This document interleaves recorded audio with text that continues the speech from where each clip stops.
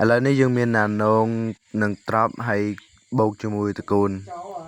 នឹងមានបន្លែមួយមុខទៀតគឺផ្សិតស្មាច់តោះមកមើលពីរបៀបធ្វើទាំងអស់គ្នាដំបូងយើងចាក់ខ្ទឹមចូលមកចាក់ខ្ទឹមឆាខ្លាញ់មក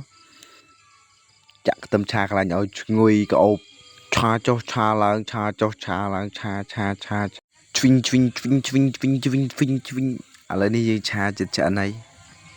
យយើងឆាឆ្អិនហើយយើងក៏មិនភ្លេចដាក់សាច់ដែរដំបូងយើងមានសាច់មាន់ហើយយើងឆាវាឆេវទៀតមកឆាវាទៅមើលឡើងតំណងមក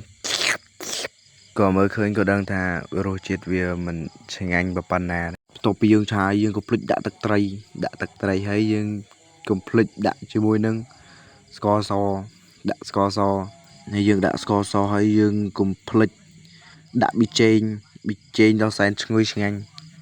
ចាក់ចេងជួយឆ្ងាញ់ហើយយើងក៏ឆាចុះឆាឡើងឆាចុះឆាឡើងឆាតទៅវាក្រីមឆ្នាំងយើងឆាវាយើងមិនដកដង្ហើមវាឆាចុះឆាឡើងឆាហើយយើងក៏ដាក់ម្រេចជាមួយដាក់ម្រេចហើយទៅមកយើងទុកវាមកស្ទុះហើយទៅមកឆ្នាំងក៏ខ្លោចហើយយើងចាក់ផ្សិតចូលឆាចុះឆាឡើងឆាចុះឆាឡើងទៀតឆាចាក់ឆាហើយយើងចាក់ត្រប់ចូលហើយយើងឆាម្ដងទៀតឆាចុះឆាឡើងទោះតែវាស្លោកចាក់ឆាហើយយើងចាក់នងចូលហើយយើងឆាម្ដងទៀតឆាតទៅអាលួយយើងឆាវាត្រឡប់វាឲ្យវាស្រាលហើយយើងលើកហើយយើងដាក់តកូន